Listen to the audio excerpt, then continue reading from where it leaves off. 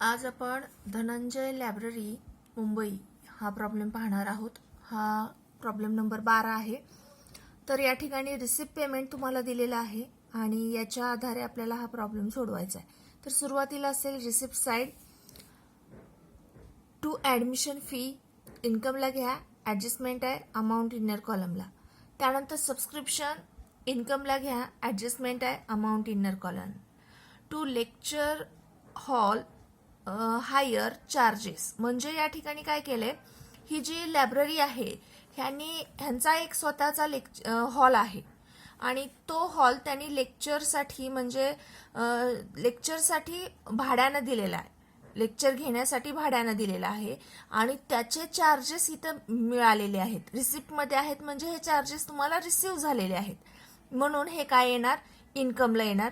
कारण हा लेक्चरसाठी हॉल तुम्ही जो आहे तो सतत देण्यात येतो, सतत दिला जातो, त्यामुळं सतत त्याचं भाडं येत जातं, त्यामुळे हे इन्कम आहे, इन्कमला घ्या।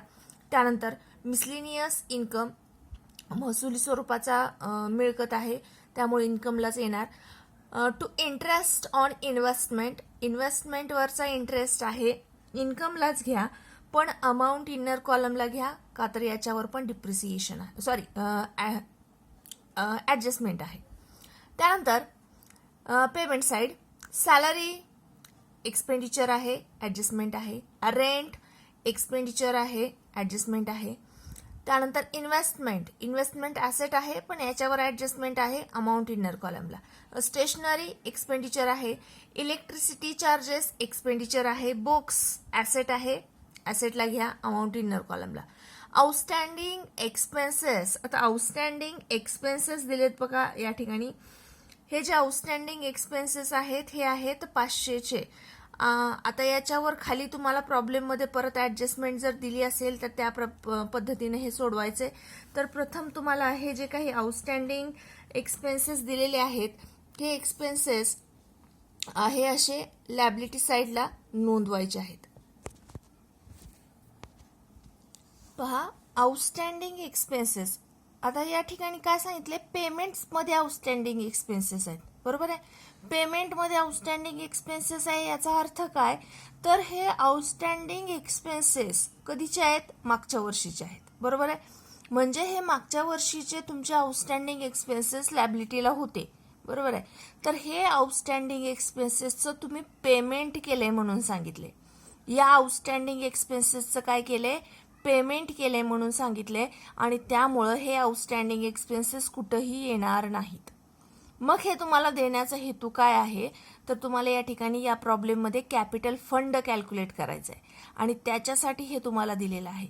तर लक्षात घ्या, हे आउटस्टँडिंग एक्सपेन्सेस कुठंही येणार नाहीत, का तर हे पे केलेत।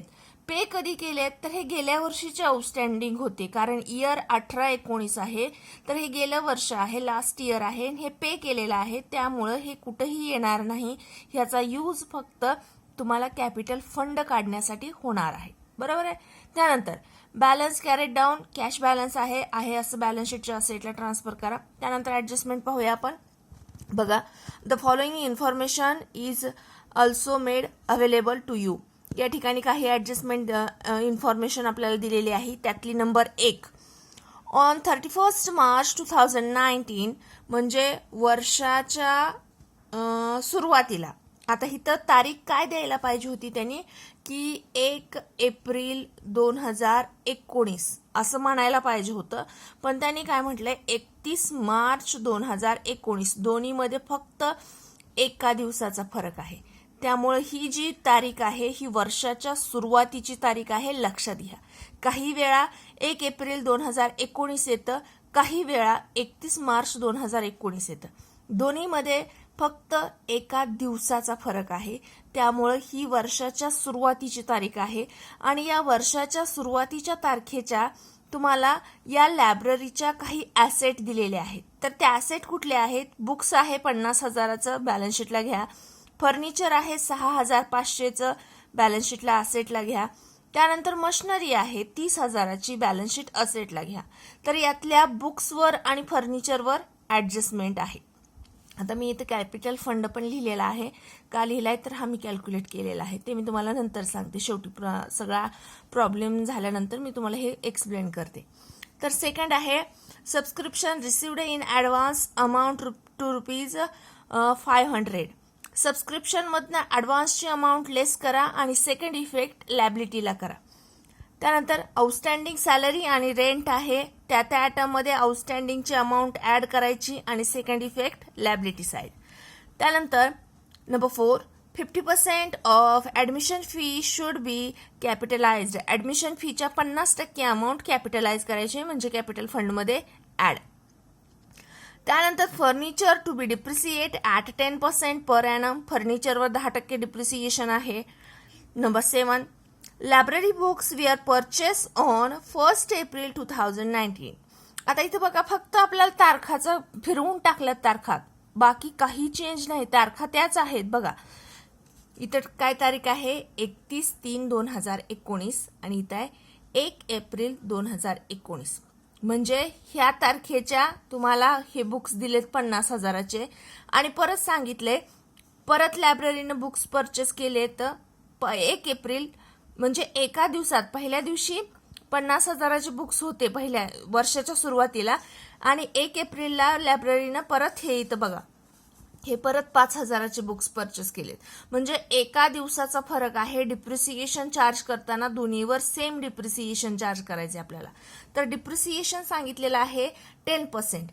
5,000च्या पण 10% काढा आणि 50,000च्या पण 10%च डिप्रिसिएशन काढा. का तर तारखा जवळपास फक्त एका दिवसाचा फरक आहे दोन्ही तारखामध्ये.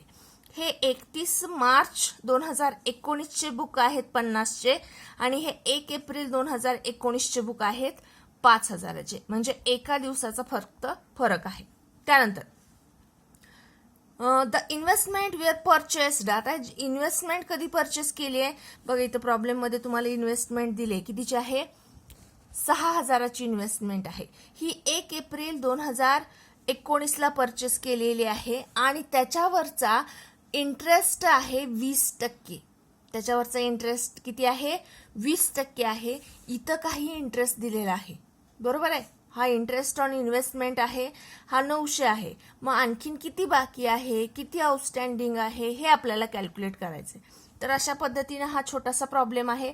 तर सुरुवातीला आपल्याला सगळ्यात पहिल्यांदा कॅपिटल फंड कॅल्क्युलेट करायचं आहे. Calculation of capital.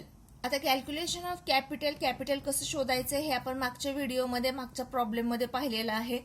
तर बघा asset minus liability is equal to capital. आता हे ॲसेट कधीच्या तर वर्षाच्या सुरुवातीच्या म्हणजे 1/4/19च्या ॲसेट आहेत. ठीक आहे, वर्षाच्या सुरुवातीच्या ॲसेट आहेत आणि लायबिलिटी सुद्धा वर्षाच्या सुरुवातीच्या आहेत. तर याच्या आधारे आपल्याला कॅपिटल फंड कॅल्क्युलेट करायचा आहे. तर बुक्स दिलेले आहेत बघा, ऍडजस्टमेंटमध्ये सांगितले बुक्सची व्हॅल्यू किती आहे 50,000.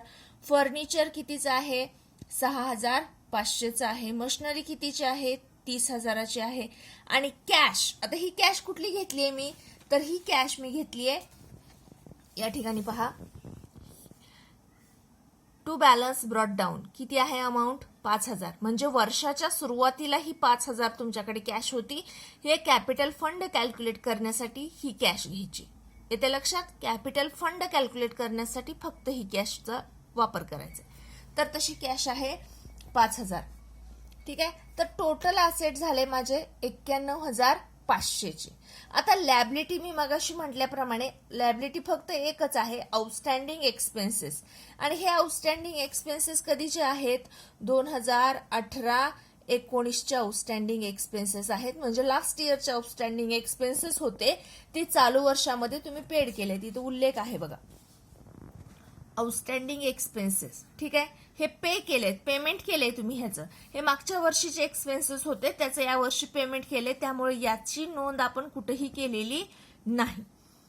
तर त्या पद्धतीनं 500 रुपये लॅबिलिटी लेस केली म्हणजे ॲसेटची टोटल आली 91,500. त्यामधनं 500 लॅबिलिटी लेस केली. कॅपिटल फंड किती मिळाला तुम्हाला 91,000. आलंय लक्षात. मागं पण हे तुम्हाला एक्सप्लेन केलेलं आहे. प्रत्यक्ष सोडवा म्हणजे आणखीन जास्त समजेल. तर या पद्धतीनं आपण इथं बॅलन्स शीटला अगोदर कॅपिटल फंड कॅल्क्युलेट केलाय. तो आहे असा मी कॅपिटल फंड ट्रान्सफर केलेला आहे 91,000 इनर कॉलमला. त्याच्यानंतर रिसिप्ट साइड पहा. रिसिप्ट साइडचा पहिला आयटम कुठला आहे? Admission fee. Admission fee transfer केलेली आहे 4,500. ऍडजस्टमेंट आहे अमाऊंट इनर कॉलमला. त्यानंतर सबस्क्रिप्शन आहे. सबस्क्रिप्शन आहे 20,000चं. ऍडजस्टमेंट आहे अमाऊंट इनर कॉलमला. त्यानंतर लेक्चरर हॉल हायर चार्जेस म्हणजे या ठिकाणी लेक्चरर हॉलचे भाडं तुम्हाला मिळालेलं आहे ते आहे 4,200 घेतले आपण इन्कम म्हणून.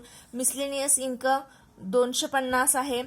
त्यानंतर इंटरेस्ट ऑन इन्व्हेस्टमेंट आहे बघा 900. मी ऍडजस्टमेंट आहे म्हटलंय. इनरला घ्या अमाऊंट 900 रुपये. रिसिप्ट साइड संपली. आता पेमेंट साइड. पेमेंट साइडची सुरुवात होतीये सॅलरी. सॅलरी आहे 9,000 अमाऊंट इनरला का तर ऍडजस्टमेंट आहे. त्यानंतर रेंट आहे 7,500 अमाऊंट इनरला ऍडजस्टमेंट आहे. त्यानंतर इन्व्हेस्टमेंट. आता इन्व्हेस्टमेंट ऍसेट आहे. ऍसेटला घ्या इन्व्हेस्टमेंट अमाऊंट इनर कॉलमला ऍडजस्टमेंट आहे त्याच्यावर. त्यानंतर स्टेशनरी आहे. स्टेशनरीची अमाऊंट आहे 1,350. एक्सपेंडिचर आहे. इलेक्ट्रिसिटी चार्जेस 850 एक्सपेंडिचर आहे. त्यानंतर बुक्स ऍसेट आहे तुमची. कितीचे बुक्स आहेत? 5,000चे का तर हे वर्ष चालू असताना तुम्ही खरेदी केलेत 5,000चे आहेत. ऍडजस्टमेंट आहे म्हणून अमाऊंट इनर कॉलमला. त्यानंतर आउटस्टँडिंग एक्सपेन्सेस होते बघा इथं आहेत ते. हे आता आपण पे केले. त्याचा गेल्या वर्षीचे असल्यामुळे याचा या ठिकाणी काही संबंध येत नसल्यामुळे हे आपण आपल्या बॅलन्स शीटला किंवा रिसिप्ट इन्कम एक्सपेंडिचरला हे 500चं आपण नोंद करणार नाही. त्यानंतर आहे बाय बॅलन्स कॅरेट डाऊन म्हणजेच तुमचं कॅश बॅलन्स आहे 4,650. तर अशा पद्धतीनं रिसिप्ट पेमेंट या ठिकाणी आपण ट्रान्सफर केलं. आता प्रत्यक्ष ऍडजस्टमेंट सोडूया. पहिली ऍडजस्टमेंट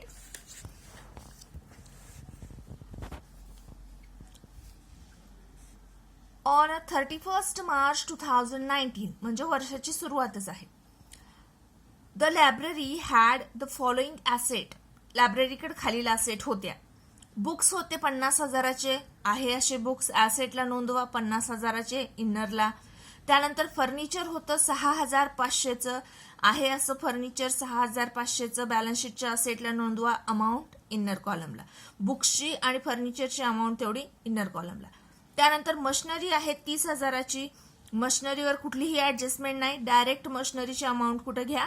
आउटरला बॅलन्स शीटच्या असेट साइडला आउटरला घ्या 30,000. ठीक आहे. Second adjustment subscription received in advance amount ₹500. आता जे काही सबस्क्रिप्शन मिळालेलं आहे बघा तुम्हाला किती मिळाले? 20,000. या 20,000मध्ये 500 रुपये ऍडव्हान्स मिळालेत. ऍडव्हान्स म्हणजे कधीच असतं? नेक्स्ट इयरचं असतं, पुढील वर्षाचं असतं. हे ऍडव्हान्स मिळाले त्यामुळे हे काय होणार? पुढील वर्षाचं लेस होणार. त्यामुळे लेस ऍडव्हान्स. जे काही ऍडव्हान्स मिळाले ते लेस करा. आउटरला अमाऊंट येणार 19,500. ठीक आहे. मग हे 500 जे काही लेस केलेत याचा सेकंड इफेक्ट कुठं होणार? तर याचा सेकंड इफेक्ट होणार बॅलन्स शीटच्या लायबिलिटी साइडला का तर इन्कम ऍडव्हान्स आहे. इन्कम ऍडव्हान्स आहे त्यामुळे subscription received in advance amount 500.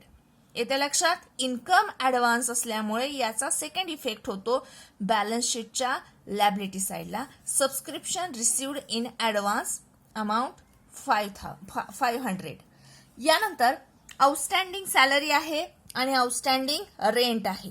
First effect म्हणजे सॅलरीमध्ये ऍड आउटस्टँडिंग, रेंटमध्ये ऍड आउटस्टँडिंग आणि टोटल करून आउटरला अमाऊंट घेतली. बघा सॅलरी 9,000ची आहे त्याच्यामध्ये आउटस्टँडिंग 1,300 ऍड केले टोटल झाले 10,300. त्यानंतर रेंट आहे 7,500चा त्यामध्ये आउटस्टँडिंग 950 केले टोटल झाले 8,450. ठीक आहे. हा फर्स्ट इफेक्ट झाला की आउटस्टँडिंग एक्सपेन्सेस त्या एक्सपेन्सेसमध्ये ऍड केले आणि याचा सेकंड इफेक्ट होणार बॅलन्स शीटच्या लायबिलिटी साइडला. आउटस्टँडिंग सॅलरी आहे आणि रेंट आहे टोटल मी आउटरला घेतले. ठीक आहे. त्यानंतर नेक्स्ट ऍडजस्टमेंट आहे 50% admission fee should be capitalized. Admission फीच्या 50% अमाऊंट कॅपिटलाइज करायची. मग ॲडमिशन फी मधनं लेस 50% कॅपिटलाइज्ड 2250, 50% होतं तेवढं, आणि राहिलेलं 50% आउटरला. जे 50% लेस केलंय ते कॅपिटल फंड मध्ये ऍड करा, आणि जे राहिलेलं 50% आहे ते आहे असं इन्कम साइडला नोंदवा. ठीक आहे. या ठिकाणी बघा मी कॅपिटल फंड मध्ये ऍडमिशन फी ट्रान्सफर केली आहे 2250. आता या ठिकाणी बघा या प्रॉब्लेम मध्ये कॅपिटल आपल्याला कॅल्क्युलेट करायचं आहे. 91,000 कॅपिटल कॅल्क्युलेट केलाय, कारण एवढ्या ऍडमिशन फीवर कॅपिटल होत नाही. या ठिकाणी हा आपल्याला कॅल्क्युलेटच करावा लागतो, तो आपण केलेला आहे. त्यानंतर आहे डिप्रिसिएशन आहे बघा. फर्निचरच्या 10% डिप्रिसिएशन. फर्निचर आहे 6,500, त्याच्यात 10% येणार 650. फर्निचर मधनं डिप्रिसिएशनची अमाऊंट लेस करा, आउटरला राहतील 5,850. आणि जी काही डिप्रिसिएशनची अमाऊंट आहे ती डिप्रिसिएशनची अमाऊंट एक्सपेंडिचरला नोंदवायची. त्यानंतर नंबर 6 आहे लायब्ररी बुक्सवर डिप्रिसिएशन आहे बघा. आता लायब्ररी बुक्स या दोन्ही जे बुक्स आहेत हे बुक्स कधीचे आहेत, तर हे बुक्स आहेत वर्ष सुरू होत असतानाचे आहेत बघा. हे बुक्स कधीचे आहेत, आता हे बुक्स आहेत म्हणजे ह्या ठिकाणी आपल्याला तारीख दिली 1/4/2019 हे बुक आहेत, आणि हे बुक आहेत 31/3/2019. दोन्हीमध्ये फक्त एका दिवसाचा फरक आहे. त्यामुळे डिप्रिसिएशन काढताना कुठलीही अडचण येत नाही. पहिले बुक्स 50,000चे होते. मी इथे ओपनिंग घेतले बघा. पहिले बुक्स 50,000चे होते, नंतर 5,000चे खरेदी केले. असे टोटल बुक्स कितीचे झाले 55,000चे, आणि त्याच्यावर डिप्रिसिएशन 10% न काढलं तर येतं 5,500. 55 मधनं 500 लेस केले, आले 49,500. आणि फर्निचरवरचं आणि बुक्सवरचं डिप्रिसिएशन, दोन्ही डिप्रिसिएशन येणार तुमच्या एक्सपेंडिचरला. To depreciation on furniture, to depreciation on books, दोन्हीचं डिप्रिसिएशन या ठिकाणी नोंदवलेलं आहे. आता त्यानंतर आहे बघा इन्व्हेस्टमेंट.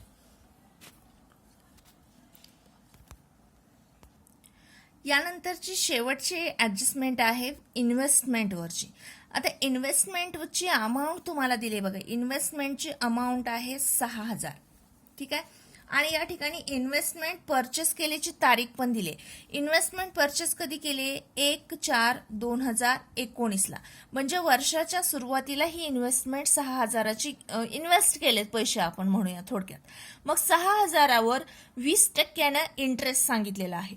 तर 6,000वर 20% इंटरेस्ट किती येतो 1,200चा, म्हणजे 1,200 रुपयाचा इंटरेस्ट प्रतिवर्षी इन्व्हेस्टमेंटवर येतो. तर यातला 900 रुपये इंटरेस्ट तुम्हाला रिसीव्ह झालेला आहे. 900 रुपये इंटरेस्ट काय झालेला आहे, रिसीव्ह झालेला आहे. 1,200 रिसीव्ह व्हायला पाहिजे होता, त्यातला रिसीव्ह किती झालाय 900 झालाय. म्हणजे आणखीन किती बाकी आहे, तर आणखीन 300 रुपये इंटरेस्ट मिळायचा राहिलेला आहे. म्हणजेच याला म्हणू आपण आउटस्टँडिंग इंटरेस्ट आहे. हा कसला इंटरेस्ट आहे, आउटस्टँडिंग इंटरेस्ट आहे, मिळायचा राहिलेला आहे. त्यामुळे काय करणार आपण, हा 300 रुपये इंटरेस्ट तुमच्या या इंटरेस्ट ऑन इन्व्हेस्टमेंट मध्ये ऍड आउटस्टँडिंग इंटरेस्ट 300, टोटल किती झाले 1,200 वर्षाचे. आणि या 300चा सेकंड इफेक्ट इन्व्हेस्टमेंट मध्ये पहिली 6,000ची इन्व्हेस्टमेंट आहे, त्याच्यामध्ये आउटस्टँडिंग इंटरेस्ट 300 असं टोटल झालं 6,300. ठीक आहे. तर अशा पद्धतीनं आपण पूर्ण प्रॉब्लेम सॉल्व्ह केलेला आहे. तर इन्कम एक्सपेंडिचर मध्ये बघा या ठिकाणी सरप्लस येतोय, तर इन्कम साइडची टोटल येते 27,400 आणि एक्सपेंडिचर येतात 27,100. त्याच्यामधनं इन्कम मधनं एक्सपेंडिचर लेस केले तर सरप्लस येतो 300. हा सरप्लस काय करायचा, कॅपिटल फंडला ऍड करायचा. आणि कॅपिटल फंड 91,000, त्याच्यामध्ये ऍडमिशन फीचे 2,250 आणि सरप्लस 300, असा टोटल होणार 93,500 50. कॅपिटल फंड होणार 93,550 आणि बॅलन्स शीट क्लोज होतीये 96,300 ने. बॅलन्स शीट कितीने क्लोज होतीये? 96,300. हा प्रॉब्लेम तुम्ही स्वतः सोडवा म्हणजे आणखीन जास्त लक्षात राहील.